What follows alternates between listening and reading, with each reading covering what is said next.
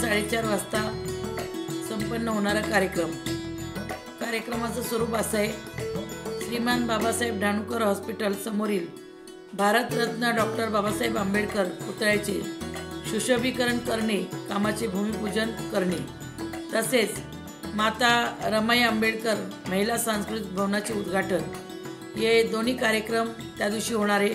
आणि या कार्यक्रमाचे प्रमुख पाहुणे असतील आपले विद्यमान मंत्री रामदासजी आठवले, त्याचप्रमाणे आपले मावळचे खासदार श्रीरंगाप्पा बारणे यांच्या हस्ते या कार्यक्रमाचं उद्घाटन आणि भूमिपूजन होणार आहे।